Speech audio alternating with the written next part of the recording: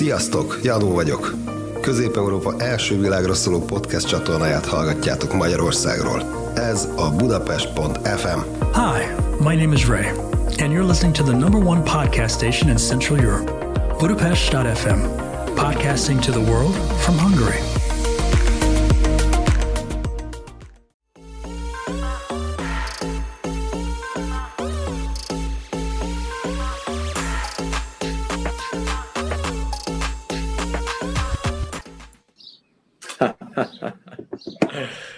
Wow. Oh, what's up? Can you hear me? I can hear you great. Can you hear me? I can hear you great as well. You look great, All dude. right. Let me see if I can So do get you. this. I love mic this out of my standing face. mic. This is It's actually cool. incredibly good news because I found these headphones literally less than 3 minutes ago. That's cool. And at first I was like, okay, maybe it wouldn't matter that much because like at least the speaker quality is like decent on the computer. But then I guess the problem is actually that like then you can hear the reverberation from The you. feedback. So anyway, now we have these headphones and they seem to be working well. And the quality is really good compared to last time. Yeah, the quality's great. Is it? I- Are we live, or are we like riffing? I think we're live. I mean, You're live, baby. Oh, right on. I think we're as live as we could possibly be. So how's your Very day good. going, Tom? Very good. My day is going great. Let's see. I had work, and then I just went for a little bike ride to appreciate where I'm living. This part of the city, the park. Got some bread from a new bakery. Just trying to eat it all up because I might not be living in this part of the city come next week. Oh, right. You mentioned something about that last time we spoke. So right now, where are you living in? You're living 6th District, like right in the heart of Pest, basically? Basically, yeah, right next to the Koront, near Oktogon, right in the middle of it, right in the thick of it. And the way I've been looking at it is I grew up on a farm in the middle of nowhere. I went to high school there, went to college in Middlebury, Vermont, as you know very well, Willie, also basically in the middle of nowhere. And then I moved to Budapest, and as you've said, I've been living in the belly of the beast in the middle of a big city. And now it's time to, try something somewhere in the middle. So we're going to move out into the suburbs of Budapest. So you're finally coming over to the Buda side. We obviously lived in Pest together. And I've been personally speaking the praises of Buda ever since I moved there. I'm living in District 1, which I think I might have mentioned once or twice on this podcast. Honestly, I've lost count of most things, not just with the podcast, but with life in general. It's really hard to just keep your eye on math while you're over in Spain. It's a sort of mathless country. But either way, They're which terrible at district in math. Buda? I don't know if they're terrible, but they're definitely too relaxed to participate in too much math. But either way, what district are you thinking of moving over to in Buda? The place we're looking at is in District 2, which is pretty cool. I don't know that much about Buda other than the, wonderful praises you've been singing, like the little birds I hear in the background. Yeah, so it's in District 2, pretty close to the mountain lands. Pretty excited to have close access to more green space. Városliget's great, but I don't know. I think there's steps up to be made. For sure. The Városliget is great. It's a good park. It's a very historical park. It's got a lot of different features and elements. I've actually grown to like the Városliget more and more as time's gone on, which is strange because it's sort of, from an objective perspective, been completely destroyed by pretty unnecessary construction projects. But still, it's one of those parks where like you find more elements of it. What were you going to say? The construction projects, you don't mind them too much, do you? Have you been there lately? I mean, yes, it's kind of ridiculous how long it's taken and how much of the park has been under construction. But the southeast corner of the park now is insane. It's amazing. Like the sports facility is really nice. And there's like 7 courts And there's 2 courts that you can just schedule time on an app, and you get a little QR code and you have an hour where the court's just yours. And it's like a super nice court, very well done. And yeah, I'm really impressed. So yeah, actually, you know what? Disregarding the potential construction corruption going on, I mean, like honestly, that park that they made in the middle with the giant hot air balloon is pretty cool. And they redid that like turn of the millennium or the Hungarian millennium exhibition in the middle. 1896 was the year they celebrated 1,000 years of Hungary, and that was very prominent in the Városliget, actually when Hero Square was built. And wait, they redid that castle?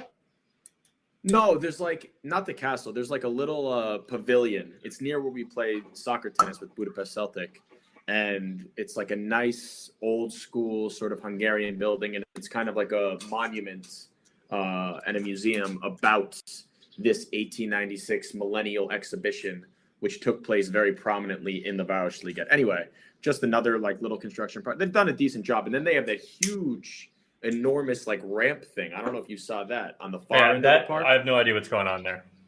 Yeah, a lot of things going on. Who knows? Long story short, you're moving to Buda, and there's a lot more green space in Buda. District 2, Városliget, a very sort of like elegant, refined, well sought after part of the city. And then you have District 1, which is more backside of the castle, front of the castle, whatever. District 11, obviously. And then 12, so on and so forth. We don't need to go through all the districts, but Buda's got a lot of green space and a lot more fresh air than the Pest side. So as we mature, we all get pulled over to Buda, I think. It's a mature place, you know, and I'm happy that hopefully they welcome me with open arms, but we'll see. And if I understand correctly, when are you moving out of your Buda flat? Because love to have you over at the new place. Yeah, we ended the lease, which we were always planning to do, or we're going to end the lease. I think June 1st is like our last day in the flat. Actually, it's interesting because when we got that flat, we were only supposed to be there for like 7 months, and it ended up extending, coronavirus, this, that, and they let us stay for like an indefinite period. And now we are, we're done with that flat. But obviously, have you already moved out though? No, we haven't moved out. We have a lot to do actually, because we got Spain and then we're coming back next week. And then it's like 3 days of quarantine or 4 days, however long you have to stay in the house. And that's going to be probably our big accelerated packing up and moving out of that flat time, I guess. Right. Well, when you move out, you're welcome, down the street, as they say. Yeah, that's great. We will definitely be taking you up on that. I'm sure within the next year we'll be in that new apartment for an extended period, which I'm very excited about. Yes, that sounds good. So how was your day, Willie? Tell me what it's like in the south of Spain.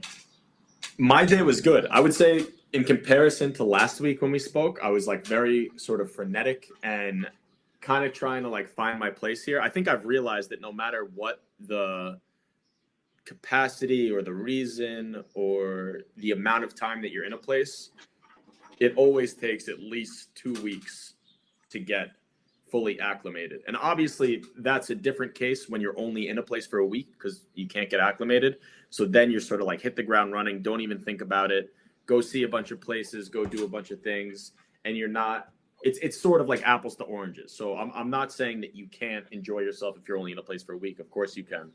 But if you're there for like a month or more, then those first 2 weeks are really getting into the flow of things. So compared to last week, I feel like amazing. I feel much more relaxed. We've had since we last spoke, a great couple, maybe 3-4 days of like traveling, seeing stuff, really cool experiences, which I'll get to, I'm sure, throughout this podcast. And then also like my running regimen has been just really going well. I've migrated, instead of like running along the beach, now barefoot, just wearing shorts, running on the beach. It's a lot warmer here now. So that is like, really phenomenal fitness. How do you deal with my issue with running on the beach is there's a slope. So, we're going to be looking at misbalanced Willie if you keep running the same direction. I guess you come back the other way. Yeah, you come back the other way. I feel like I'm always a little bit out of balance, so I'm not too concerned about it. Maybe running on the crooked beach will actually straighten me out. There you go. That sounds like a beautiful thing. Yeah, I can't wait to do some running in the Buda Hills, man. Yeah, that's always very nice. I mean, I think that you're gonna love Budapest. I know I heard some murmurs from you about like, oh, it takes 15 minutes. Well, obviously you love Budapest, but you're gonna love the Buda side. You were saying, oh, it takes 15 minutes to get into the city, but really that's nothing. I mean, compared to most commutes. That's why like it's nice to live in Buda, because it's sort of a nice mix between living in the suburbs and living in a city. You're still within the Budapest grounds, and yeah, you have very easy access. You have a car, you have a bike, you also have like a jet pad or whatever the hell that crazy skateboard thing you bought in Austria was. Yeah, I really got to find someone to lend that to, because I don't have the cojones to ride that thing. Too much power for me. What's it called? The boosted got too board? much power. Yeah, I got the fastest boosted board. It's such a stupid decision. I've seen that a lot on Casey Neistat's YouTube. Yeah, it's probably he probably sharked me on that. And makes it look super also cool. That South African guy that he makes videos with. For those of you that don't know, Casey Neistat, very famous, well-known YouTube vlogger, and he was like very well known because he made 800 straight days of a daily vlog, and not just like, oh hey, like look at my life, it's so cool, but actually like artistic, cinematographic, sort of like the Martin Scorsese of vlogging. And he did one for 800 straight days and catapulted to like millions of subscribers. And anyway, he is a very big tech guy, and he would ride around on this little electronic skateboard. And one of the guys that he used to make videos with was this South African guy named Dan Mace. And in one of the episodes of Casey Neistat's vlog that I saw, Dan Mace like took the boosted board out on a rainy day, and he got like hit by a car, slipped, and busted up his shoulder. So they are pretty dangerous. Yeah. I only rode it, I don't know, like 10 times, maybe more than that. But I rode it to work one day. I was like, oh yeah, I'm riding a boosted board. This was back when we lived together. And it's, it's like 10 minutes to get to like less. It's very short.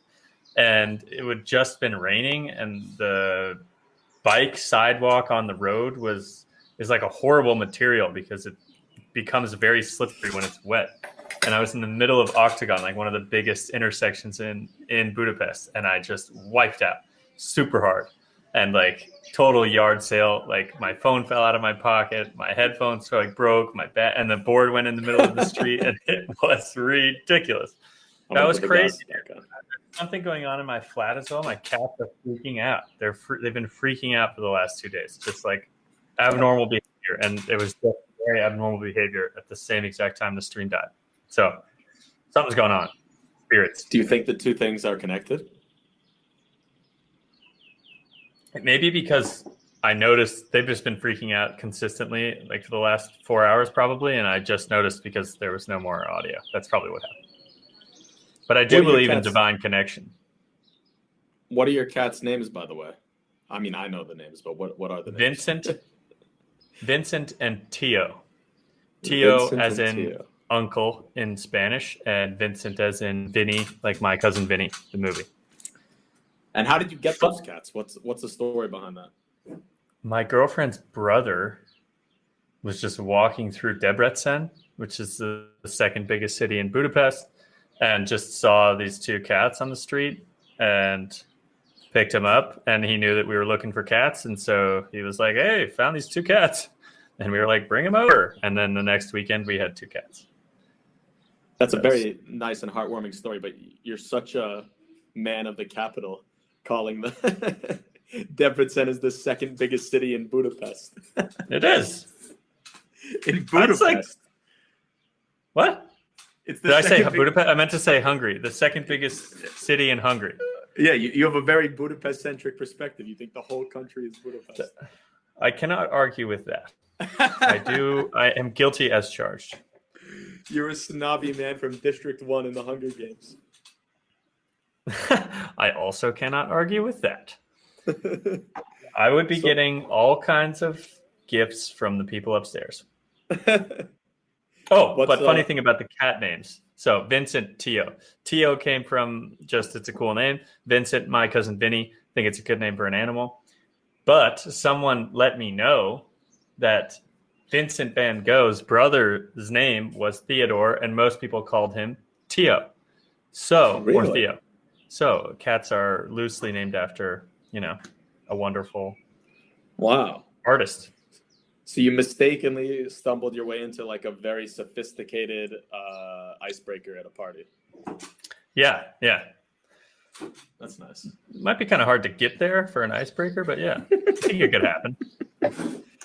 You have cats, I have cats. You want to know their two names? Yeah, we didn't mean to name them this, but you like art? Well, something like that. I think I could see it happen. Yeah, maybe. I guess we're only a very certain type of party would that be a good icebreaker. But, Cat party. Cat party. So what else, Tom? What else? What's on the docket the rest of this week for you? Okay, there's actually a lot of my projects are coming to fruition, actually. So been doing some technical shit with some people from work, basically building Wait. What are these projects? Like work projects? Outside of work mostly. So a lot of them don't sound that great. Anyway, so one is I'm trying to build a school and a website school to teach people how to play this game called kendama. And it's just like a website that makes the learning of the game more interactive and fun, because right now there's a shit ton of really long videos on YouTube, but it's like not something you can just like, it doesn't lead you down an educational journey of the sport, which is what I'm trying to, sport, game, whatever you want to call it. No. You can call it a sport. It's and tell me, kendama, it's that little like stick. Can you give us a little demo? Like, obviously only the viewers will be able to see this, but show us just like how to catch. Yeah. Tom knows all sorts of crazy tricks. And this is like a game, if I'm not mistaken, like it was invented in 19 or potentially earlier, like ancient Japan. I mean, with these, there's like games like this that have been like around forever. And in Mexico, they have another name, but there usually aren't so many. It's usually just a ball and a cup or a ball and a spike. There's a lot of renditions of this all over the place, but this specific version, I don't know when it was invented, but in Japan at some point, it's a hand-eye coordination toy. And in Japanese public school, they actually have like some of the PE classes, as far as I'm aware, teach kendama for like discipline and hand-eye coordination, which is pretty cool. That is very cool. So yeah, I'm trying to build. You can say that about like you can just say that about like most of the things that the Japanese do. It's like, yeah, that's pretty fucking cool. That's pretty cool. They have a good grasp on the pretty cool. They turned around from losing a major war to being the largest like electronics producing country in the world or something like that. Yeah, it's pretty cool.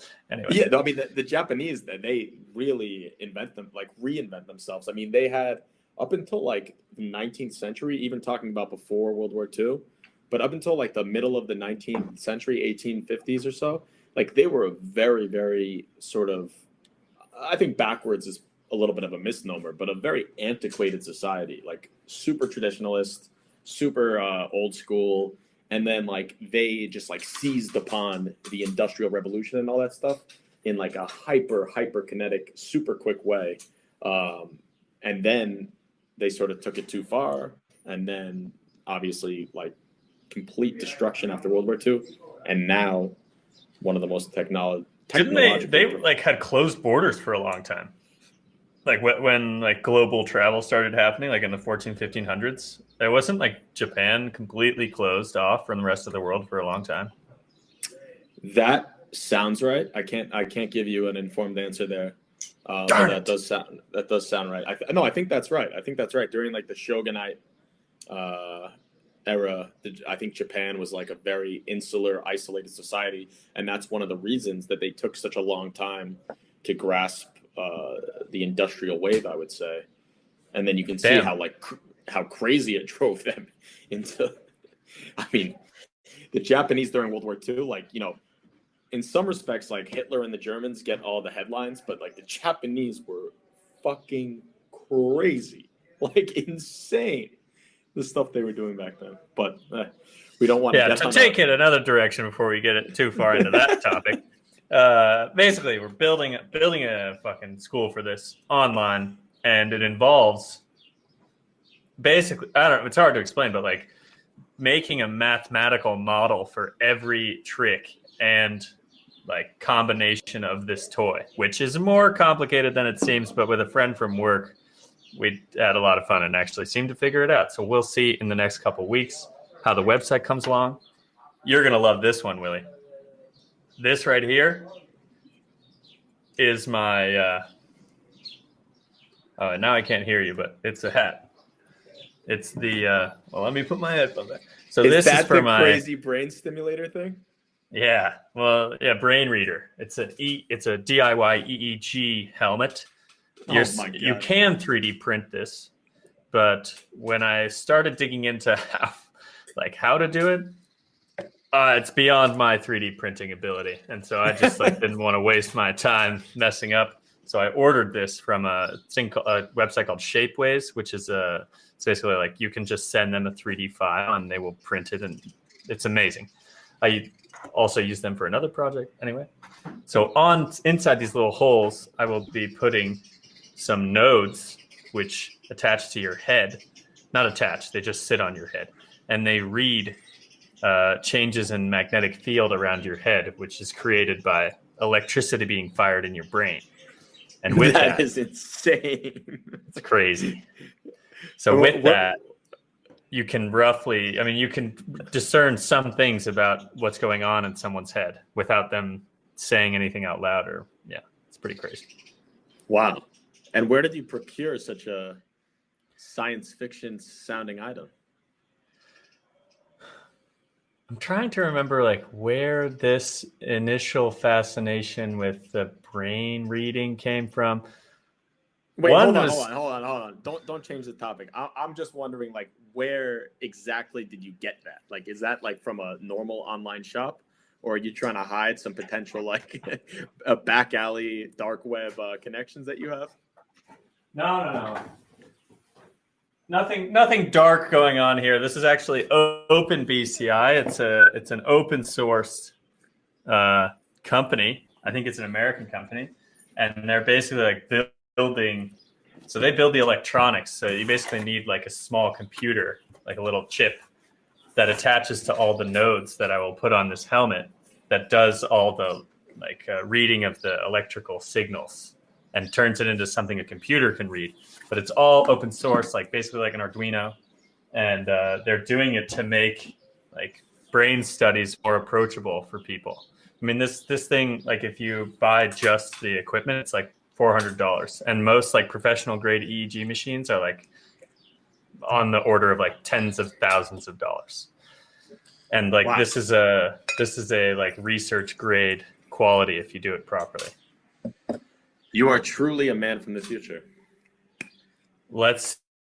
Hoping to build a little brain writing. So in general, these kind of machines are called brain computer interfaces, or BCIs. So I want to build a very primitive BCI that's very easy to make, which you can use to write messages just with thinking, just with your brain. That's cool. That would be great applications for people with Parkinson's, for instance, my grandpa. If you could just wear a little helmet and communicate with people, that would be awesome.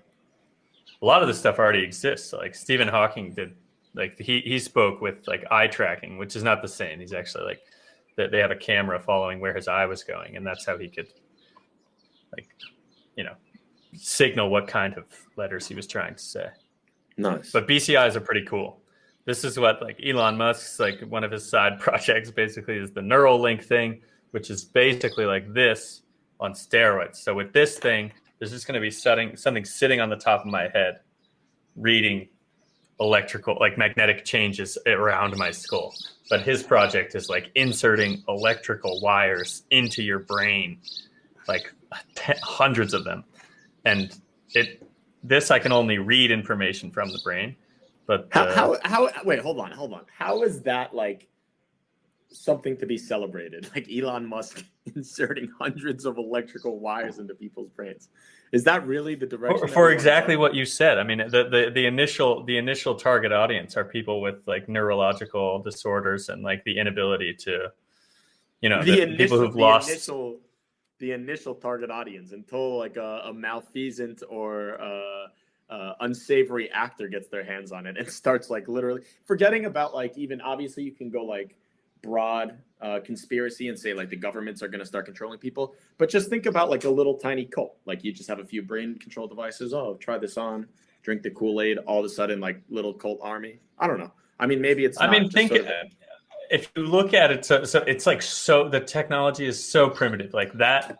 The idea that someone could use something like Neuralink to control someone's actions is like a very far away thing. It's like when someone created the first light bulb, and someone was like, "Oh, wait a second! Like a century from now, someone's going to create Facebook, and with that, they're going to create like huge discourse and like do malinformation to make a crazy person in charge of the most powerful country in America." And say that would you be right? Yes, but should you stop developing the light bulb? No. That's true, and there's a lot of like cultural relativism that we take in both directions, both thinking that things are like worse now and better now, and comparing them apples and oranges. Humans always throughout history, like the more you learn about history and the more you contemplate the future, the more you realize that like human behavior is just like a set of parameters and it's put through a certain filter depending on what era you're born in, and it just manifests in like slightly different iterations from each other. But it's hard to really say. Like, actually, I want to read you one quote that I found from my book yesterday. It's by this guy who wrote about the Moorish history in Spain. And he's talking, and he's a British author, I think. He wrote in like the early 1900s, maybe. And he is writing a passage right here about this guy who was called El Cid. El Cid was like a very famous warrior in 11th century Spain. And basically this was when the Muslim empire, the Moors, had a grasp over most of the country. But slowly but surely, the Christian kingdoms were starting to win back land, like the kingdom of Castile, the kingdom of Leon, the kingdom of Navarre. Not super important. But the 11th century was when like this finally started to accelerate and the Christians started to come back in. And El Cid was an interesting character because he's thought of as like a huge hero for Spain, like sort of their King Arthur in some respects, although more of like a mercenary, badass fighter. But he fought on both sides. He fought for the Muslims and he fought for the Spanish. Eventually, he ended up fighting more for the Spanish, and that's why he's such a hero. But he's like revered in Spain and thought of as like El Cid, like this huge hero. But at the time? Which war was this? Oh, sorry. At the time? No. Good question. What were you saying? Which war was this, and where was it fought? So I don't really understand. Like is this part of the Crusades? No, that's the thing. I've been just like bathing in Moorish history now that I kind of forgot that it's okay. So basically, the Moors are the Muslims that conquered Spain in the 700s. 711 is when they first came over from the north of Africa, and they came in and they conquered Spain, and it was known as Al-Andalus. And Spain, from the year 711 until 1492, had a huge Muslim influence over the country.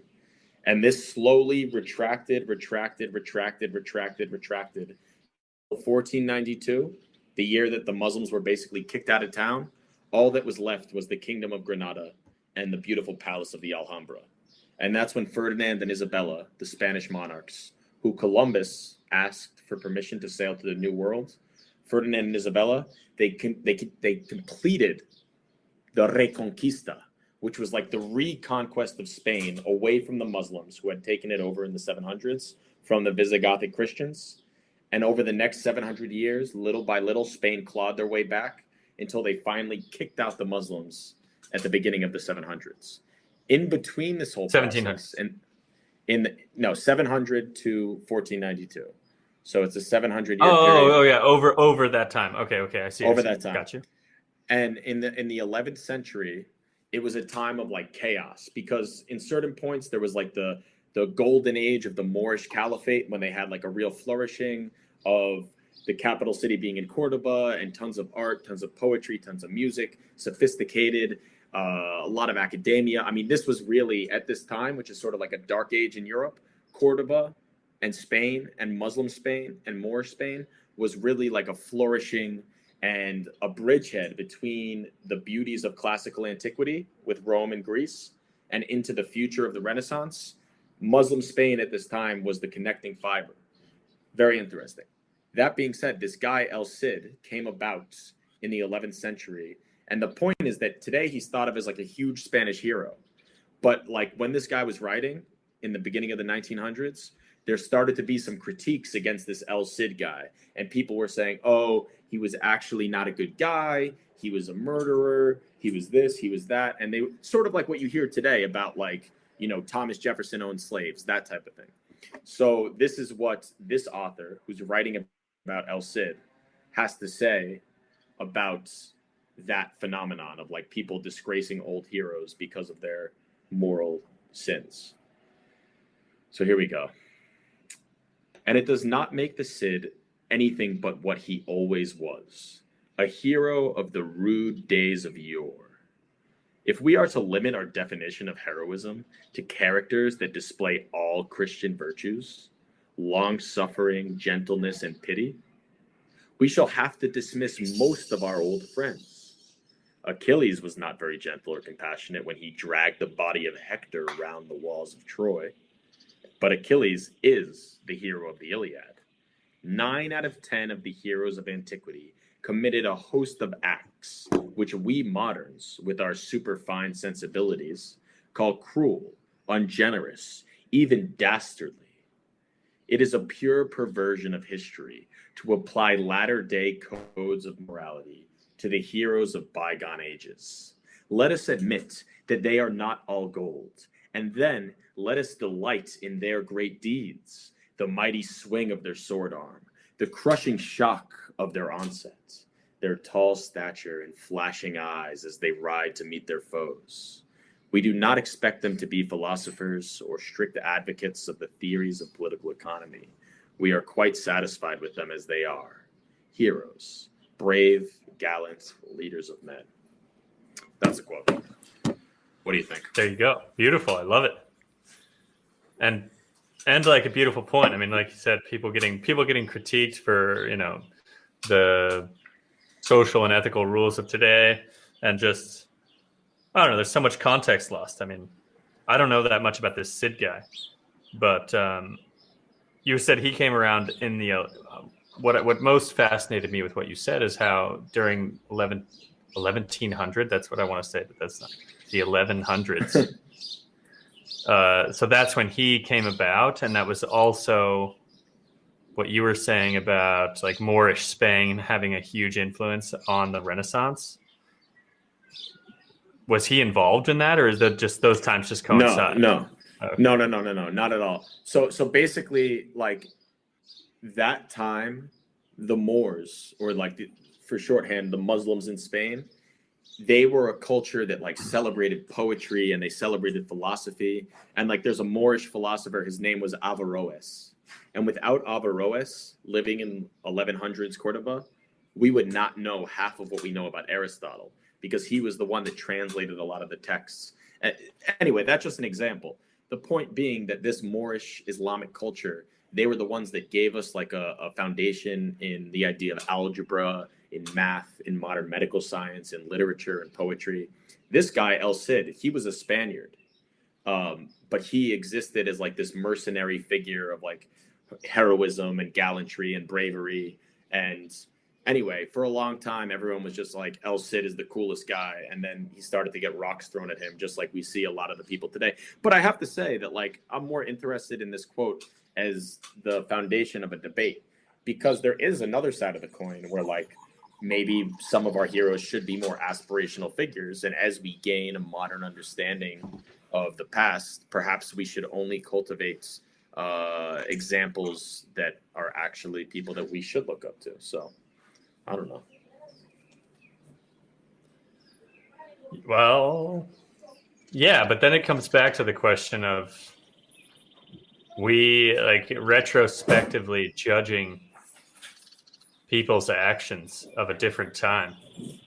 Right. Is it fair? I mean, that's like, so yes, of course, today you should be, living to a certain code. And if people, from days past didn't live by the same code, it doesn't mean we have to, ridicule them for their actions to some degree. No, I think you hit the crux. No, you hit the crux of the issue right there. It's that even if like someone does have a flawed past, like you can acknowledge that flawed past, but also appreciate their virtues and like the good things that they did. So like maybe it is a little bit privileged to just sit there and say like, no, like I only want my brave knights that I heard about in the medieval times to be my brave knights, and I don't want to think about like the fact that they might have murdered a bunch of people.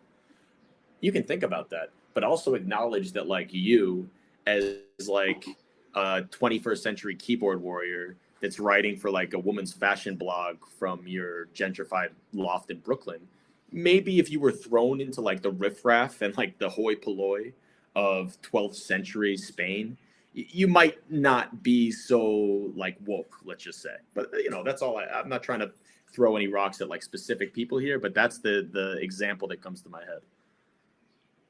Yeah, on the nose, I think. But as I sit here, I start to feel myself sliding into like a disgruntled middle-aged man more and more by the minute. So what are you going to do? Hey, it comes with the territory, right? Sitting on a porch in Malaga. Is this in your house? This little patio that you've got here? Yeah, this was advertised as the orange tree. So unfortunately, there's no oranges, but it is the house of the salty orange. So that's like the grounds of the house. This is the big ticket item, the big orange tree without any oranges. But no, it's big amazing. Ticket. How is it so much more sunny in Spain? Maybe the weather, I guess. It looks like you still got a lot of sun. Also, the sun sets a lot later here because it's very strange that we're on the same time zone as Hungary. Since I say we, but I've been here for like 2.5 weeks. But either way, the Spanish like longitude is basically equivalent with England, which is obviously an hour back from the rest of Europe. Spain chose to stay with the rest of Central Europe. So like Spain is on the same time zone as Budapest, which doesn't make any sense, which means that always the sun sets a lot later here, which is one of the many reasons that Spain has such a late night lifestyle. I mean, obviously more so because of the heat. And obviously when the sun goes down, you can actually enjoy yourself and go out and all that. But that being said, like literally the sun does set a whole lot later here, which I kind of love. It's very nice to have, 9 o'clock and it's just beginning to get dark. That is crazy. I never knew that. That's really cool. That actually gets later there. Yeah. Time zones are ridiculous. I mean, it's ridiculous. Doesn't China have one time zone? I refuse to. I mean, I'll look that up because I refuse to believe that China has one. If they do, that is insane. I don't know. I think I heard that. Maybe China, it's a different place, but I do know that Venezuela has like 45 minutes. No, you're right.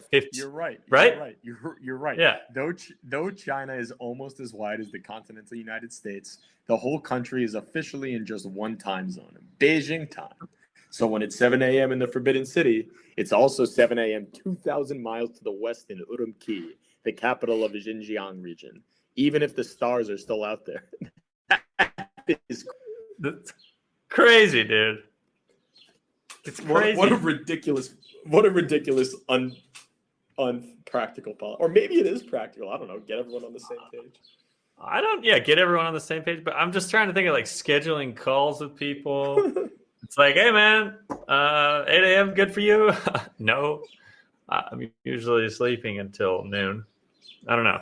It's confusing. Yeah, or maybe everyone wakes up at 8 a.m. and they just like have a vastly different personality because their breakfast is like, I don't know. If you have breakfast under the stars every day, you're probably a little bit of a psychopath. Yeah, I mean, I know a couple people like that, and they're certainly psychopaths. Not going to name any names.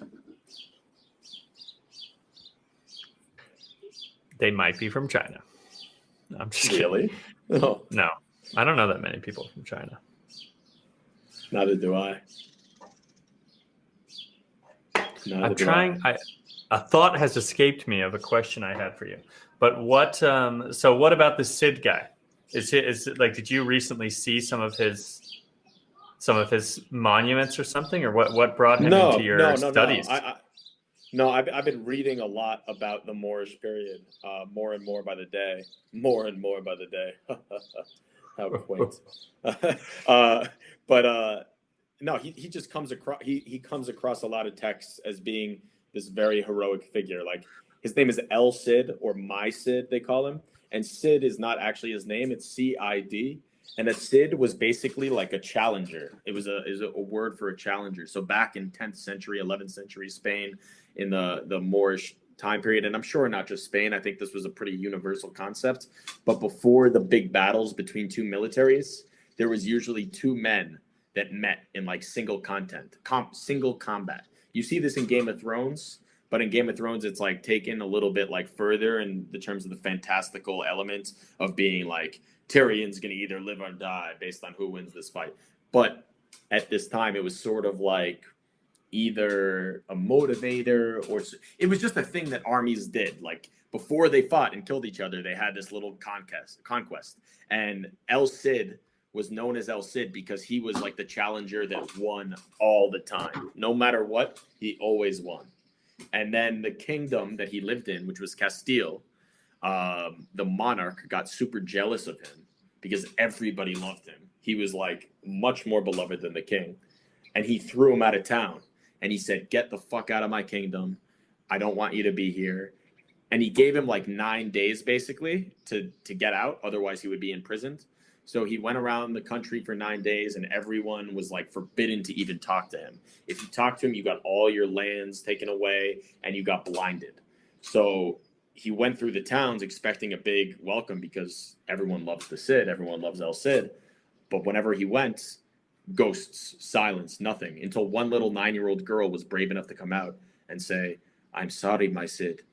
The king will not let us speak to you, or else we will be blind." And so he was like, "Oh, that's fucking bullshit." And he put all his children, he had like 4 daughters and his wife, into a convent under like the care of this very nice bishop. And he went out and he conquered the entire Muslim territory of Valencia and became the leader of a huge swath of lands as this like mercenary swashbuckling pirate. Yeah, and that's why he's revered. How did that story end? He died in a battle. He died in a battle. Oh, okay. And basically, yeah, I think the guy even says like all soldiers of this nature, eventually their luck runs out and they end up dying. But, you know, 1,000 years later, he's being discussed on like a futuristic medium across continents and oceans and timelines. So I think that he can be considered a success. This is I mean, we're touching on 2 things. I want to go back to the other aspect, which I wonder how you think about. That's like how we value our lives, how we, what's the meaning to it all. And like something that Marcus Aurelius says in the Meditations, and like it's part of Stoic philosophy as well, is that like you shouldn't care about fame. Like everybody is dead and gone at some point and forgotten. Like, and he even says in his letters, like, thousands of years from now, I know that people will forget my name and shit like that. And like, not that he's very much like still in contemporary, art and like just everywhere.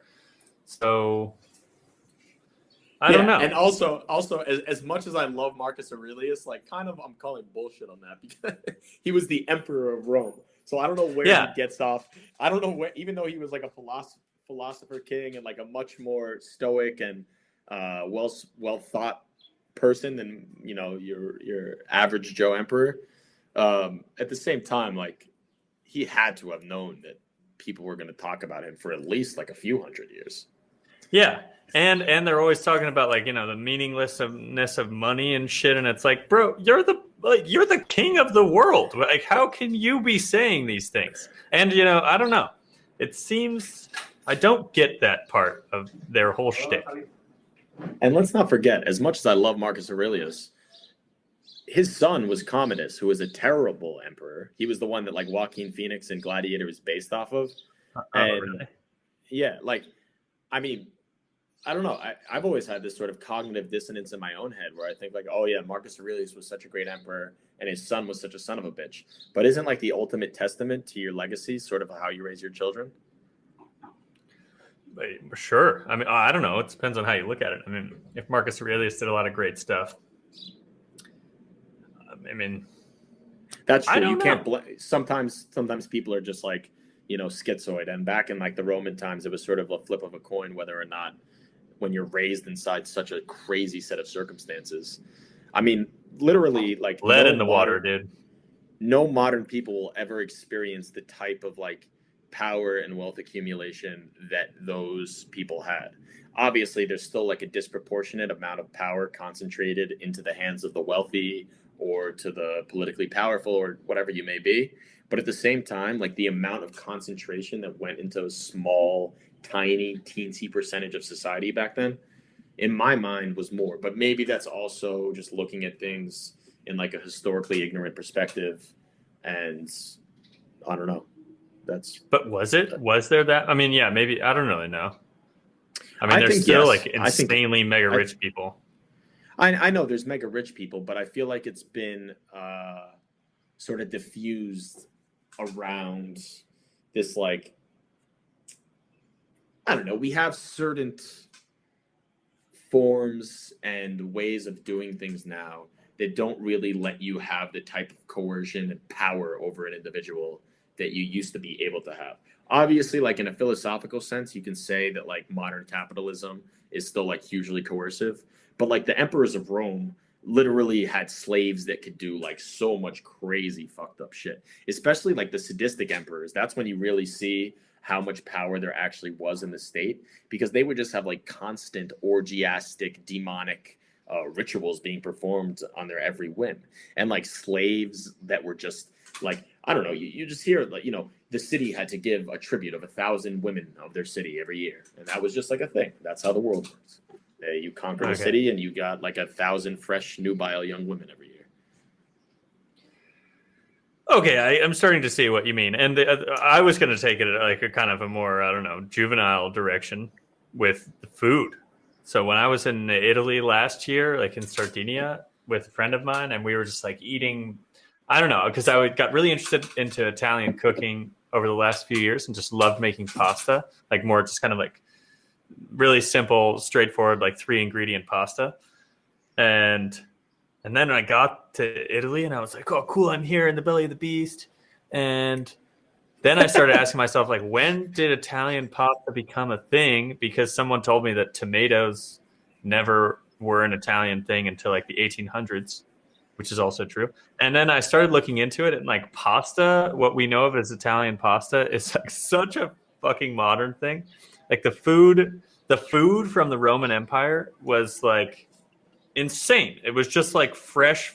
It was just fruit and vegetables and like roasted meat.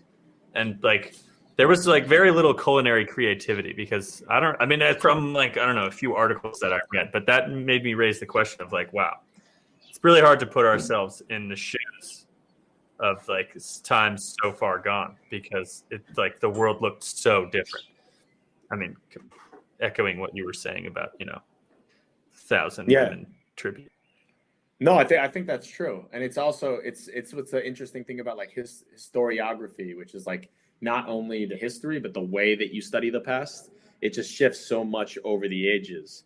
And like, if you look at a lot of the sources even of like how we know what happened in ancient Rome, it's from, let's say, a 14th century scholar, and he had his own set of biases and his own sources that he was getting from a few hundred years before that.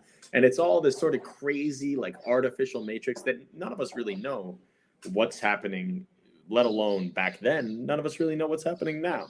I mean, it's overwhelming. It's overwhelming, to be honest with you. Yeah. Kind of freaky to start going down that.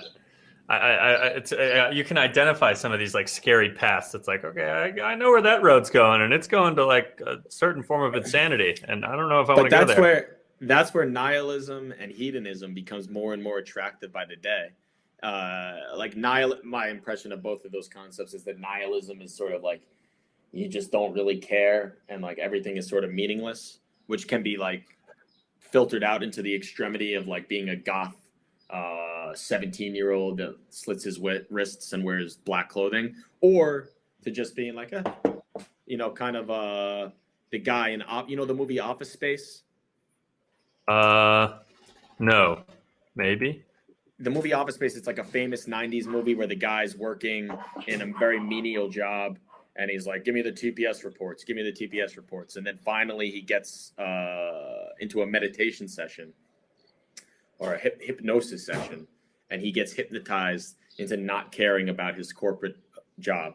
And he ends up like hooking up with Jennifer Aniston, who works as a waitress, and all this crazy stuff happens. But either way, it's sort of like he's sort of like a benevolent nihilist in the sense that he's like not a goth emo 17-year-old. He's more just starting to go through his life with a sense of ease and complacency and like not really giving a fuck.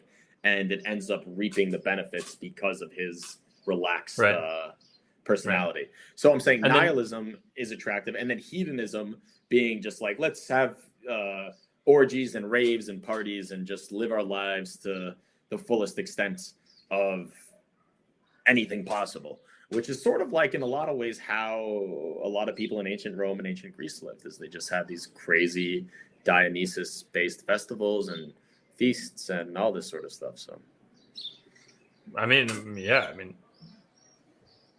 hedonism, I don't know. It feels like we're all just like hedonists. I don't know. These. We're definitely not all hedonists, because a lot. I mean, just like today's society is sort of hedonistic. It's like, hey, you need this, you need that. Go do this, go do that, and all that shit. It's like you're never satisfied, basically. But that's not really what hedonism is, I guess. Hedonism is like, it's like constantly chasing satisfaction, sort of. Constantly chasing satisfaction, but I would almost say that it's more. My understanding of it is more like indulging in satisfaction. Whether or not it's ultimately fulfilling is another argument or another debate. But at least like having that be the guiding principle or philosophy of your actions is to go in the direction of indulging your basis satisfaction.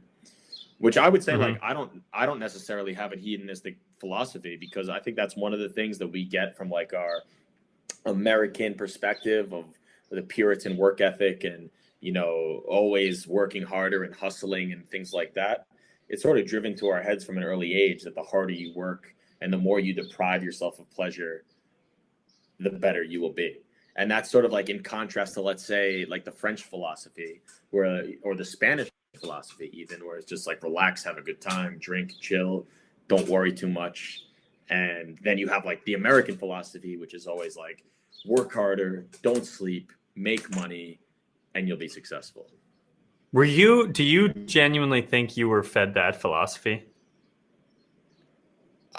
I wouldn't say directly. I think that like I'm maybe a little bit biased, but I have to say, I think like my mom and my immediate family did a good job of keeping me grounded and not necessarily pointing me in that direction. But I think certainly from just the advertising and a sort of educational perspective, that is the American MO, which works to our benefit.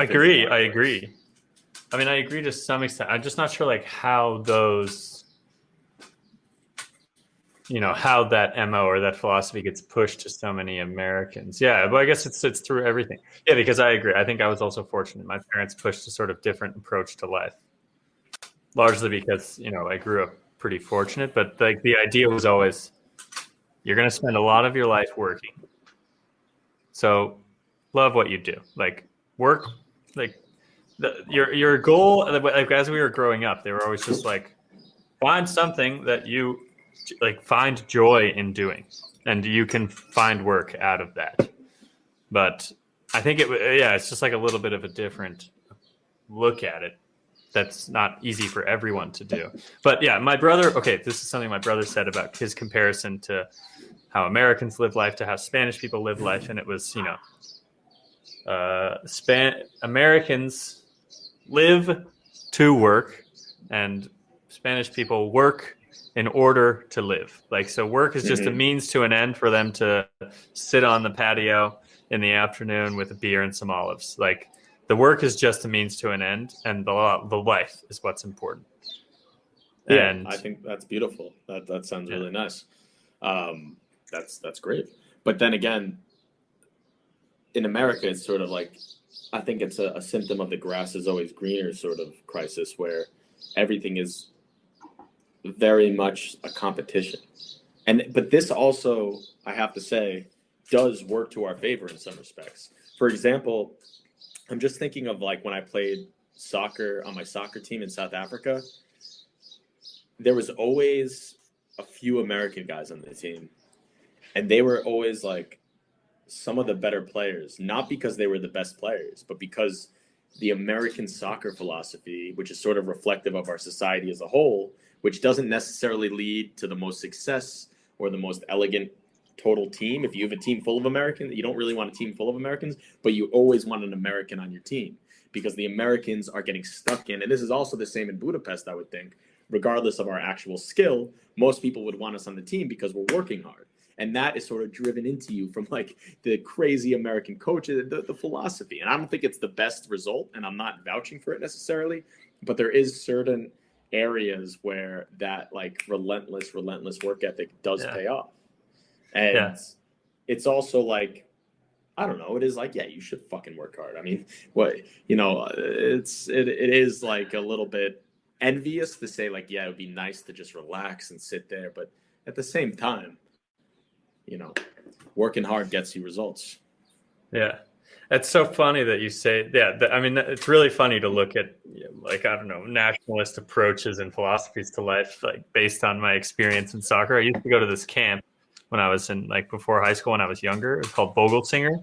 It was created by a Swedish guy named Vågelsinger. I don't know if he was a semi-famous professional player. I don't really know. But he developed some technique for striking the ball, and it was like sort of like yoga. You sat on your butt on the ground, and you would just like repeat this process. And anyway, it was really fun. But one of like my coach in high school was like his apprentice basically, and started running this camp. And we would wake up at like 5:30 in the morning and do this 2-hour half workout, half like training session that was so American.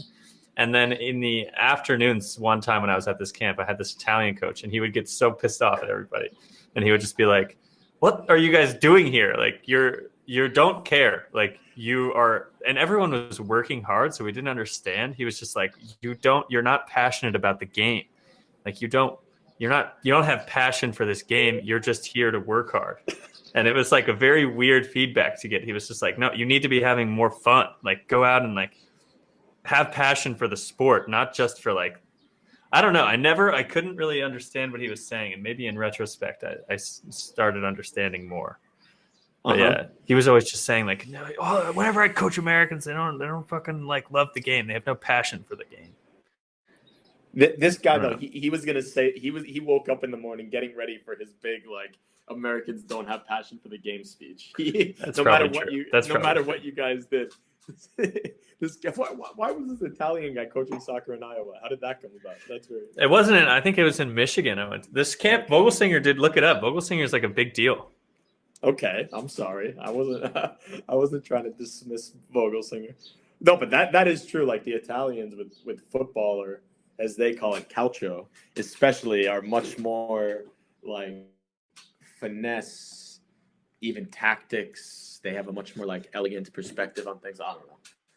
Fucking Italians. We gotta get. I was thinking about this today on my run. We gotta get like Marco and Alberto and maybe even Lorenzo just in a maybe we'll have 2 or 3 podcasts if possible before we go to Georgia, between when I get home and that trip. And it would be nice to have an Italian there, because I have always thought those 3 were just meant to argue with each other on the radio. And I think it would just be really funny. That would be pretty cool. We should create some talking points that just like cause friction between them and just like see where it goes. And we should also make tallies on decide who's winning and constantly update after each talking point. Like, okay, Lorenzo, you should pick it up. You're clearly in last place. Yeah, you're right. I think we could steward a great vociferous conversation between the three of them. But also, in terms of coming up with talking points, it would be nice to be well prepared. But we could also just say, okay, bread. And then you would have like a 20-minute debate. I mean, that's what I meant by talking points. Like one word catalyst. Yeah.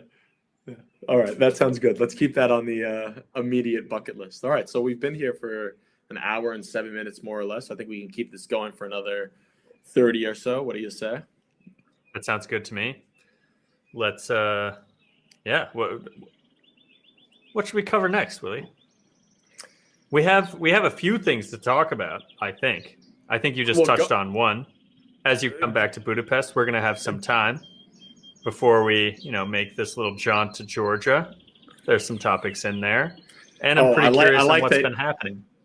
I like that alliteration that you just hit upon, because I'm a sucker for alliteration, and a jaunt in Georgia sounds that even if the letters don't match up, a jaunt in Georgia just sounds spectacular. I think I'm gonna hit upon that thread. So thank you for that, Tom. And what was the general gist of the question before the jaunt in Georgia? Was it what's going to happen in Budapest? Yeah, I mean, we have some things to plan for. We have while you're here in Budapest, and then we clearly have a 2-week adventure in Georgia. We have some ideas to knock around, I'd say. Well, don't play coy with me. What are these ideas? I was hoping we could talk about them. I would also like to share this is a quote that I would just like to play it for you if I can. I'm gonna have to switch my audio source, but it's a short one. It's from the Rum Diaries by Hunter S. Thompson, and it's from the beginning of the book. He is in Cuba, I believe, or Puerto Rico, and he's about to start on a pretty epic journey. He had just landed, and he's in a cab. And I think we've talked about this. It's a similar feeling when you start an awesome journey. And I think you're actually in the middle of one, going to Spain for a month. But now you'll come back to Budapest, maybe get grounded a little bit before a much bigger journey, going to Georgia, to America, and eventually, to infinity and beyond. So let's see if I'll just switch. It'll take me a second.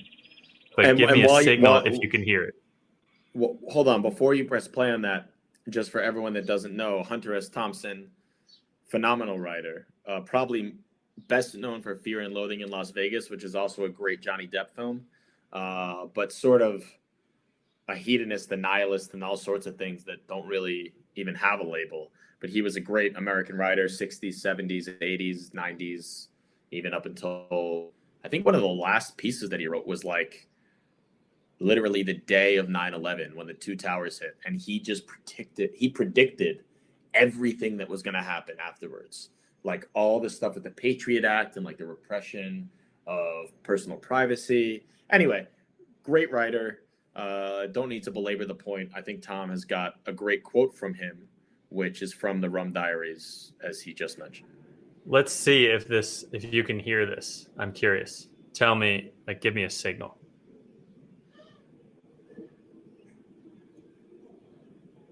Are you hearing something or no? No. Okay. You can continue. I know the problem, but what's the problem? It's just not. I thought nothing. Okay. Now you won't hear me. Now we won't hear you. Are we going to hear you ever? Okay. Well, actually, I think Hunter S. Thompson, amazing writer, sort of like a little bit of a hero of mine, just because of his With the palms zipping past and the big sun burning down on the road ahead, I had a flash of something I hadn't felt since my first months in Europe. A mixture of ignorance and a loose, what the hell kind of confidence that comes on a man when the wind picks up and he begins to move in a hard, straight line toward an unknown horizon. That's nice. That's very nice. I'm glad that you got that working in the end. So basically, I think from what I remember of this quote, he's on his way to the airport to go down to Puerto Rico, where he's basically just going to start over working as a journalist for a fledgling newspaper in Puerto Rico, and he's Exactly. probably around like my age, early 30s, late 20s at the time of this being written. And like most of his books, it was a fictional book, but it was based very much on his life, and basically nonfiction. Just obviously, like, you can never really know where the truth starts and the flourishing of literature begins. But either way, he's now referencing when he was like first in Europe as an early 20s vagabond journalist. And he talks about, what does he say, Tom? That the hard straight line with an unknown horizon. So where you're just basically, my impression of it is that you're just moving out into the future and you don't know where you're going and you don't really care either. It's it's an aspect of not knowing where you're going, not caring. But I think that what I loved about it is like this just unstoppable force that's sort of pushing you, and you're just feeling this flow that you're caught up into, and you're headed somewhere. You don't really know where. I think you kind of do care. You know that it's something epic, and you know that it's going to be like a really amazing feeling. But yeah, it's just being caught up in that feeling and heading on to the horizon in an unstoppable manner. And I think, what do you mean by epic? Grandiose, larger than life. Something that is difficult to put into words, probably should never be put into words, can never be. Mm-hmm. Something like that. Epic in all proportions. So, Is that how you felt? Did that sentiment that he hit upon, did that capture the way that you felt when you first moved over to Hungary, let's say? Yeah, no. When I moved here, when I was here for the interview, so Prezi used to do this crazy thing with on-site interviews. So there was a really long interview process, and at the end, you had to come to the office and work for 3 days with your prospective team. And the idea was to make sure that you enjoyed the team and the team enjoyed you. And so they flew me from America to here for a week.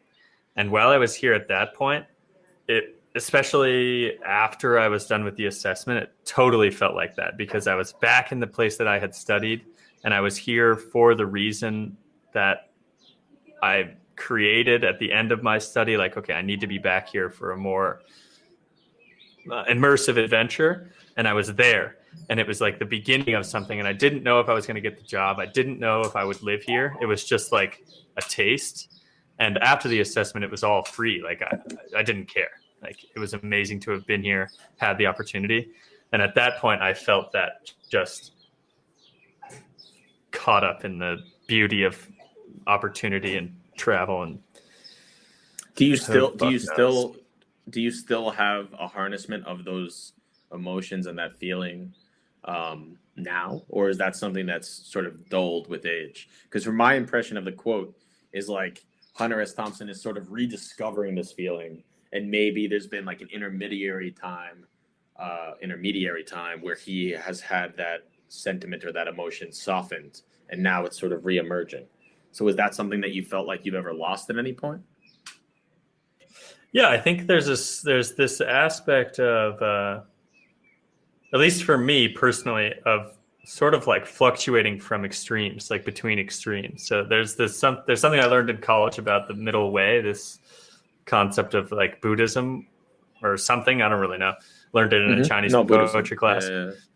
Yeah. So the middle way is that like you never feel like, or one interpretation of the middle way is to not be extremely happy or extremely sad, or, you just always ride in the middle emotion all the time.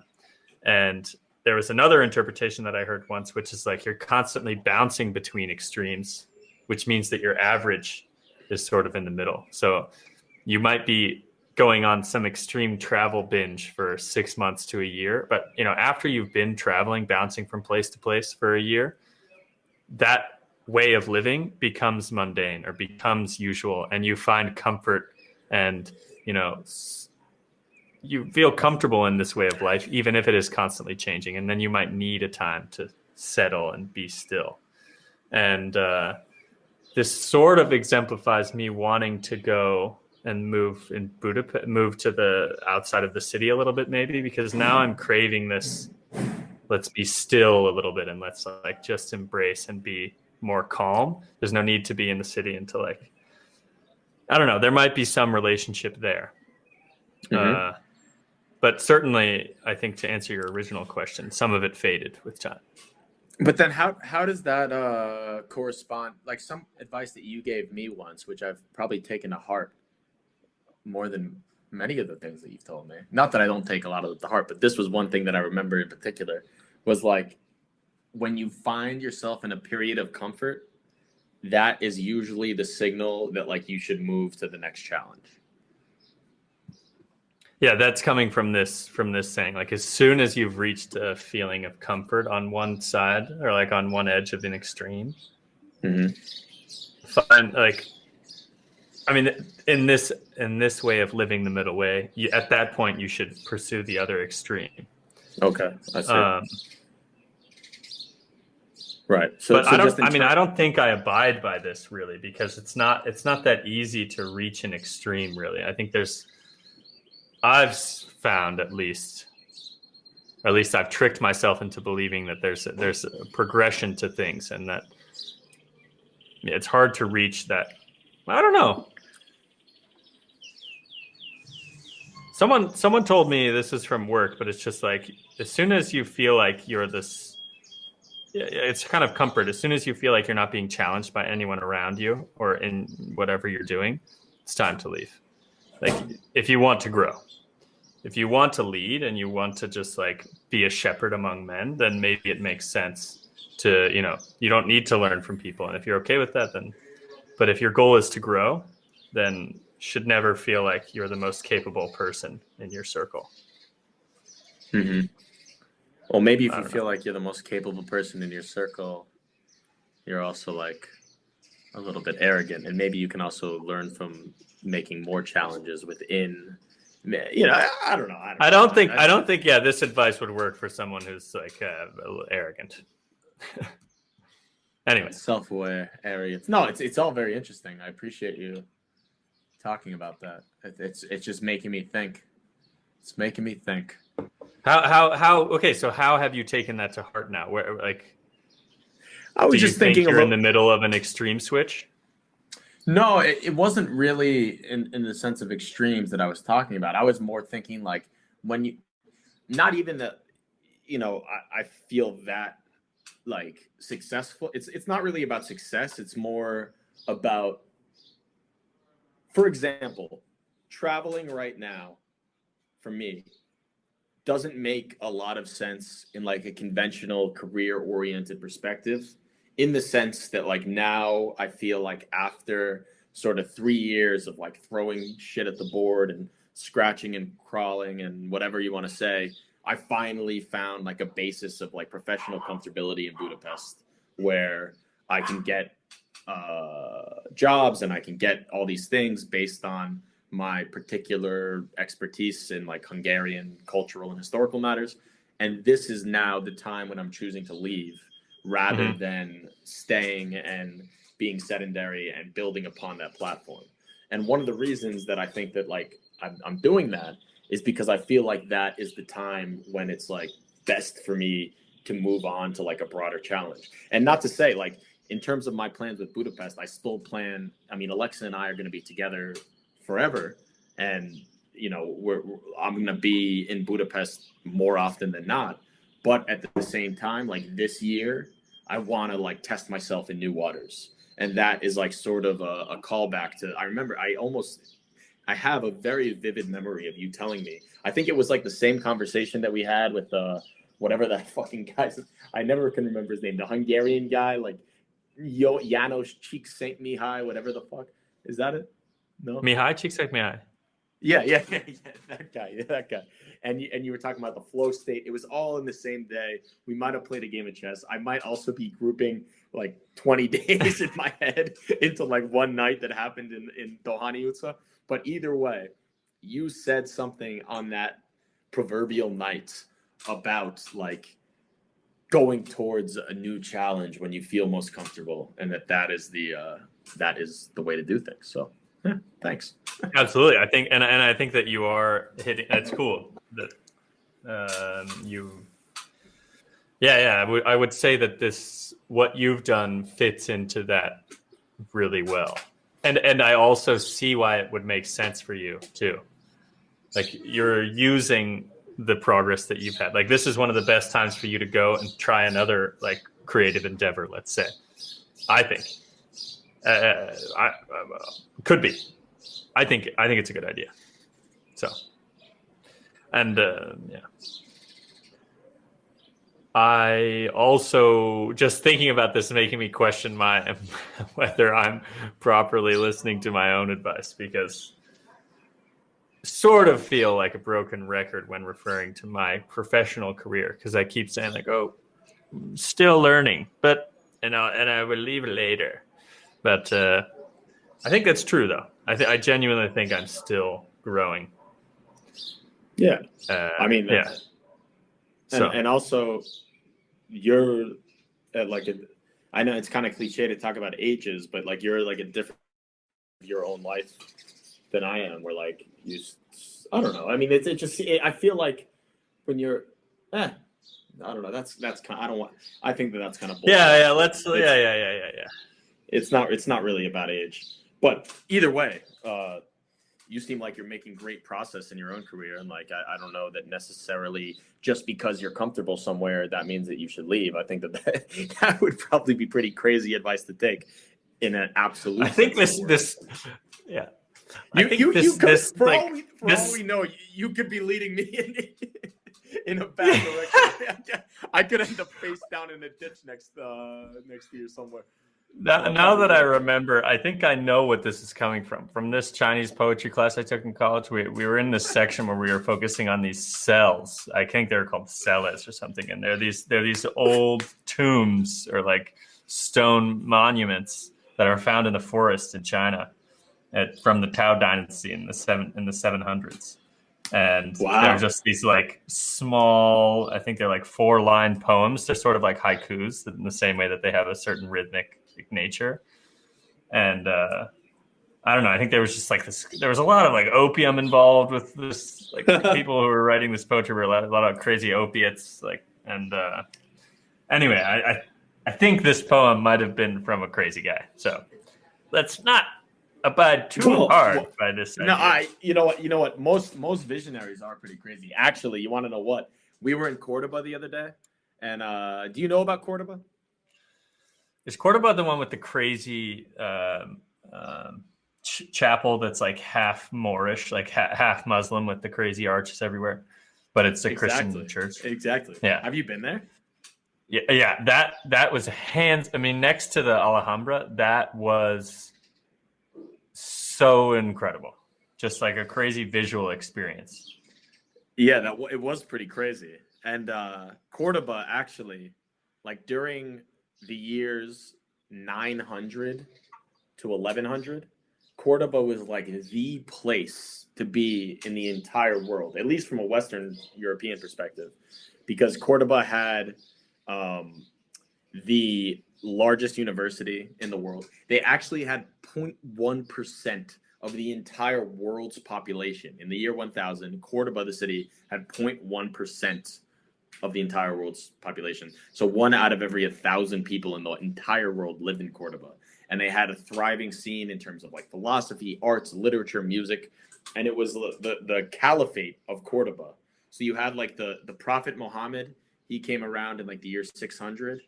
And after him, there was in Saudi Arabia, or modern day Saudi Arabia, and then in Damascus, I think in modern day Syria, you had the caliphate. And then the caliphate moved to Baghdad. And it was the caliphate of all the Muslim territories. I don't want to bore people here with too much caliphate talk. But either way, the first separatist movement happened in Egypt with the Fatimids and their own separatist caliphate. And then in Spain, in Al-Andalus with the Moors, they also proclaimed another caliphate. So it was the Caliphate of Cordoba. And it was like an enormous, basically like center of an empire, Cordoba. And that's when that mosque was built with all the crazy arches. And Cordoba was just like a triumphant, magnificent city back then, which slowly fell into disrepair and decline. And now is like a pretty beautiful city with a lot of cool archaeological historical things, but it's also kind of just like, you know, a random city in Spain. There's nothing too tremendous about it besides the magnificent history. Anyway, we went there the other day and we saw the mosque and we saw the Alcázar de los Reyes Cristianos, which was like a beautiful palace. And then we met probably the craziest motherfucker I've ever met in my entire life. Just saying Like, a lot.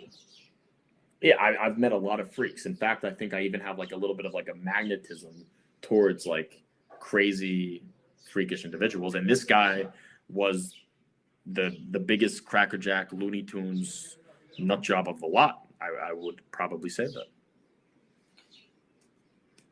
I want to hear more, and I also think you should create a little collection like Willie's Circus or something. Where I mean, in the most endearing way. I mean, you know, see if we can make Like a collection Conrad, of like these amazing Conrad characters. Circus, taking a page out Exactly. Yeah, well, Conrad, Straight out of Conrad's book. Conrad spends a little bit more time with the circus. Conrad has like, not only does he meet the freaks, but he like befriends them and has them like enter into long-term relationships with him. But either way, this guy, his name was introduced to us basically after this Palos de los Reyes Cristianos. Alexa and I wanted to go to this archaeological site called the Medina Zahara. And it was like a site of archaeological ruins a little bit outside the city. It said on Google Maps that it closed at 7, and it's about 5:30. So we figured, okay, we're going to get a quick drink at this bar and then go there. And we got a drink. I think I got a very nice cold beer, probably an Alhambra beer, actually, yeah, in a giant like goblet. For some reason, they serve the large beers in like huge goblet-shaped wine glasses in Spain. And then Alexa got a Coca-Cola sin azúcar, without sugar. And pretty soon into our initial sips, this guy who was sitting at the bar, scraggly looking fellow, very Spanish looking, but like a little bit more like dark complexion, swarthy. And he was wearing suspenders, kind of haggard looking, actually, like a little bit pseudo, potentially alcoholic homeless. He came over to us and he said something along the lines of, "Are you married?" Sort of joked like, "Oh, the lines are blurred," like whatever. And he took that as like a little bit of bait and just started rambling about God knows what. After about 2 minutes of his nonsense, like he went and sat down and he had like this huge dog. I don't even know if it was his, but this huge sort of massive white, very cute golden retriever-ish looking dog kept coming up to our table and he was saying things to it sort of belligerently. Eventually this all died down. And I, like wanting to capture the scene because I was in the middle of making a YouTube video, I pointed the GoPro over in his direction. And it was almost like a fisherman, like getting a fish on a hook, because immediately he came over to the table and asked us if he could sit down. And he said his name was Juan and all this stuff. All this is in English. It's all in English. Yeah, it's all in English. It's very like broken English, but also like clearly like intelligent and like high functioning brain capacity. All like everything was like weird, but like very intelligent and quick. And I couldn't get a word in edgewise, which, you know, for me, like I can't usually shut up. So it was like just ranting about various subjects. And then he like showed us this book that he had been sitting with at the bar. And there was another copy of the book behind the bar inside a basket. And he told us that he wrote the book and he was an author. And I open up the book and I see this like picture and it doesn't look anything like him, but like the nose is exactly the same. He just looks like literally like 50 years younger. And it said that it was written in like 2013, so only like 7 years ago. But either way, like this guy who was like a fairly like young looking, not handsome, but clean shaven, well-adjusted member of society, had now transformed into like a deranged looking person. But he was an author of a book. And so he seemed like, you know, legit as far as like legit can go. But the book was written by David Samar. And I was like, dude, why are you Juan or are you David? And then he just like started talking and for the next 10 minutes didn't shut up once, saying, "Oh, I am schizophrenic. I am this, that, something about Picasso locked up in his studio, so many things I couldn't keep track. At some point, he invited Alexa and I to come up with him into his apartment and said we would have a one-of-a-kind view over the city of Cordoba, over the magical river of the Guadalquivir, and like all this crazy stuff. And he's like, my 18 and 19-year-old niece and nephew are going to be there. And like, to me, it sounded a little bit like, okay, like maybe, you know, as crazy as this guy is, maybe this is like a sign, like, yeah, let's just go. This could be fun. But then he started to veer onto like the side of like too crazy, and he got super annoying. And he started talking about just like all this nonsense. And then we said, oh, the time's getting late. This place closes at 7. We want to go to the Medina Zahara. To which he instantly responded, oh, I'm making a documentary about this Medina Zahara. I will take you there in my car. And we were like, well, we have a car. He's like, I will come with you. I will smoke my marijuana. I will come with you to the Medina Zahara. But it's closed now. And we're like, no, it closes at 7. He's like, no. They're not going to let you in. They're not going to let you in. This actually ended up being the only thing that he was correct about, was that, yeah, that's true. They did not let us in, which was fucking his fault. But regardless, he starts like continually going on about all this crazy shit. And like, we kind of made it clear to him that we had to leave. But he wanted us to come to his apartment and all this stuff. So he said like, okay, I'll take your number down. And he was like, how long are you staying in Cordoba? And then I said, well, we're just staying here for another few hours. At this point, he said, like, he had already introduced himself, but like, he said, what is your name? And he shook my hand. I said, Willie. He said, what is your name? Alexa shook her hand. And then he stood up and like he had like 3 pairs of sunglasses for some reason. And he took one of them on, put the other in his pocket. And he said, I cannot believe you will stay in my magnificent city, historical city of Cordoba, for only one day. It is at this point that I am insulted and I will abandon you forever. And then he like started to walk away and then came back and kept fucking badgering us for the next 10 minutes. Finally, we left. We got to this archaeological site, and the last bus that takes you from the main center to the ruins had left like 3 minutes before. So it was all his fucking fault that we missed it. And then did you get to the bottom of this guy? I mean, did you ask anybody at the bar like what the deal with this guy is? No, because he was like seemingly like a member of the community, and like the waitress like kept kind of like giving us little side glances, but like, I don't know. I think, to be honest with you, I think he was just like the local crazy person, a little bit deranged, and he probably does this every day. I mean, it seems do you think he wrote the book? Yes, definitely. I definitely think really he wrote the book. It was him, and he also like, I'm telling you, he wasn't like your like bog standard, just like random guy off the street that was talking nonsense. Like he was saying like somewhat intelligent things, and he just veered onto the side of like too annoying to go and take the chance. There was a little bit of me that like maybe would have done it if I was alone, but like am also glad there's no regret about not going with him. Like I don't think it would have been fun, because he wouldn't let you talk. Like you couldn't say anything, and he didn't ask any questions. He just went, and it started out like entertaining and quirky and kind of idiosyncratic, but then it veered like just on that like wobbling edge of like annoying and like didn't want to be around sort of bad energy. But yeah. He was also kind of like charming and nice, but he was too far off the deep end. I think something happened within the last, since he wrote that book, that just anyway, enough about him. Since I met him, by the way, I've now told this story about him like probably like much more than I've told stories about other people that I met. He has somehow like incepted himself into my mind. And another thing, before we move on, maybe you will become this guy. I hope not. I really hope. Let's hope not. If I become this guy, I'm holding you responsible, because you should have told me way before that final step happens. Unless I'm way closer than I thought I was, I will hold you personally responsible for my erratic behavior. Fair enough. I will be held responsible. All right, let's move on from David Juan, whatever the fuck his name is. He's David Juan. He's David Juan. All right.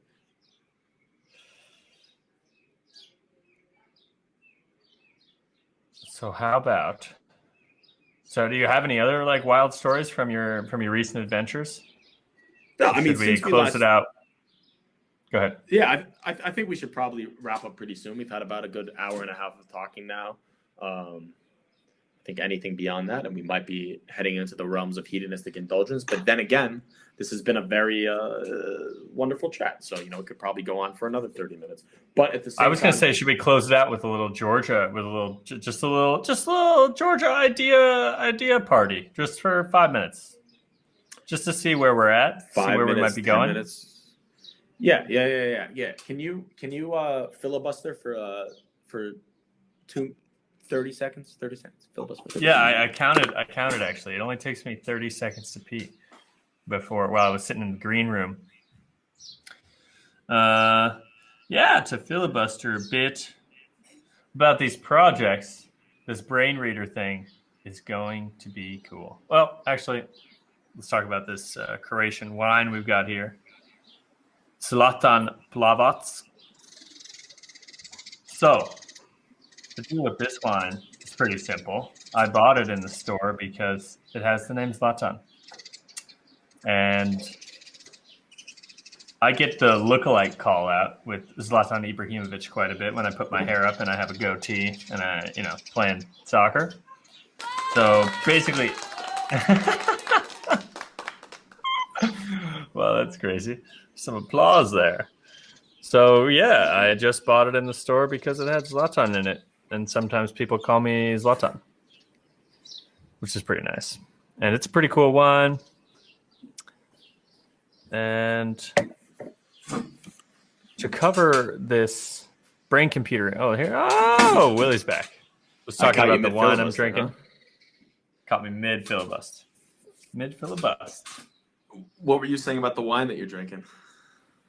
It's from the Zlatan winery in Dalmatia in Croatia. I bought it only because of the winery's name on the first day, and then I bought almost exclusively Zlatan wine after that. I have no idea. Is it a Hungarian wine? No, it's Croatian. This is part of my alcoholic goodie bag that I brought back from Horvátország. Yo. And speaking of wine in other countries, we want to just wrap up with discussing a little bit of talk about Georgia. So first, let's lay out before we say any specifics, what do we still have to do? Because we have our flights there. I don't know about you and Vivian, but Alexa and I still have to buy our flights back to the States. Have you done that? We have our flights to the States, and we have our flights to Georgia. We need to buy our flights back, but that's to Hungary. Okay, so forget about the flights to the States. Have our flights to Georgia. Did you get some weird notification from Turkish Airlines saying that the flight was changed, but it was only by changed 2 minutes? By 2 minutes. Yeah, that was bizarre. But forget it. Get me all worked up into shit's going on in Turkey right now. By the way, I don't know if you know this, but Turkish citizens are not allowed out. There's hardcore lockdown. But if you're a tourist in Turkey, you can do whatever you want. Apparently, I talked to some Turkish people the other day. That sounds very strange, and it also validates my initial decision to go to Georgia instead of Turkey, because initially we were thinking about going to Turkey, and I said the coronavirus situation looks like it's spiraling out of control there. I don't trust the Turkish government. I mean, don't sidetrack this conversation with talk about reprehensible dictators, but Erdogan, fuck that guy. Anyway, much better to be going to Georgia. So now what we still have to do in terms of what our plans are in Georgia is decide how we're going to carve up this 2-week period. We have Tbilisi, and we have to be there at the beginning, and we have to be there at the end because of the flight situation and because Tbilisi is a great city. And then within that chunk of 2 weeks, we pretty much can do whatever we want. We could probably even go to other countries, but just for the sake of keeping ourselves sane, let's keep it in the beautiful country of Georgia. And now we have to decide where we're going to go. Right. And I think, again, like I said, my priority is backyards. I want to find myself some Georgian backyards. See how they cook meals when they're hanging out outside.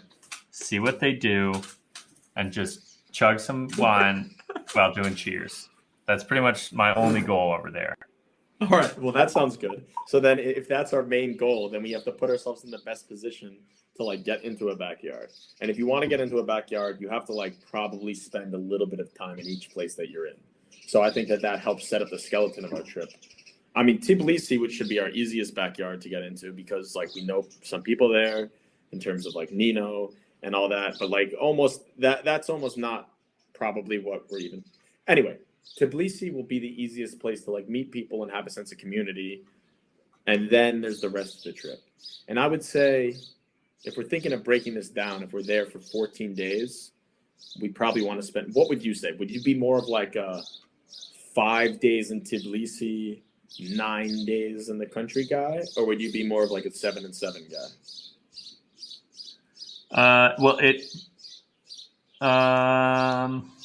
I'm down to split it down the middle. I mean, I'm down to spend half the time in Tbilisi and the other half elsewhere. Okay. But like you said, we can, yeah. Well, that does limit you in some respects because then that makes it so that, I mean, a 7-day road trip sounds great, but that also, like in terms of feeling comfortable in a place, you probably want at least 2 or 3 days. So then that means that you have in between Tbilisi, if there's only 7 days, you have maximum probably 3 destinations, which doesn't sound too bad actually. Yeah, from Tbilisi. Yeah, I mean, I was thinking like 1 or 2 other places than Tbilisi, but I'm also a bit of like a hermit. So let's not let me drive. No. I like that. I like that. And I think that also allows you to get into more backyards potentially, because then you have like a bigger like rootedness in the community that you're in. And after, you talk about travel days, if you're staying in a place for 4 days, then, the first day and the last day don't really count. So then you have like 2 days to potentially get into a backyard somewhere. And the first day is probably going to be kind of tough. First day is going to be doing a lot of spy shit, trying to scope out places where there's an easy entrance, where you can break through the wall, maybe who's not home, who's got a pool, who has friendly looking dogs. These are the kind of analysis we need at least 1 day for. So I'm just imagining you like scaling a massive wall and I finally got into a fucking backyard. Just getting tased on the way over and falling. Just like, oh no, hope it was worth it. Anyway, yeah. So maybe, okay. So now, forgetting about the days, because that's like insignificant, we need to find places to stay in Tbilisi, and also like which of the magnificent destinations in Georgia are like good base camps for exploring further places in the region, because I think that will be probably the way to do it, is like look at like a basic route to take from Tbilisi to place 1 to place 2 back to Tbilisi, and then think about which of those 2 places give us good vantage points for taking day trips or just like good views of nature and whatever you will have. So I don't know. I personally probably need to do a little bit more research into that, and me too. I think that I'm happy to say that we have like the basic skeleton of our trip sort of figured out. And a lot of it, like always, will be based on the parameters that are handed us, and we'll see what kind of accommodations exist and take it from there. Sounds like a plan to me. I'll just research, figure out what looks cool. We should send Nino a message, make it clear that we're trying to get into a backyard, see if she has one. We're just gonna take our tents to her house. Like, I thought you knew we wanted to be in backyards. I thought you understood what this request meant. We want to be in a backyard. I don't even have a backyard. What are you talking about? All right. On that note, I think that we will just say everyone should try to get into as many backyards as possible this summer. This has been another wonderful, thought-provoking episode of Talking with Willie and Tom. I've heard there's a little bit of a rebrand potentially in the works so that we can do hashtag twat, even though that's missing one of the W's. But either way, I think it works. It's very harmonious. It's got a nice sort of je ne sais quoi if you say twat. And that's all you got to say. Anything else to full throttle Tom? into the horizon? As always, much love to all all out there, don't forget to head into that unknown spot on the horizon with that flow of life behind you. Something like that. As fast as possible, as fast as humanly possible. All right, thank you, everyone. Sziasztok mindenkinek, and we will see you very soon.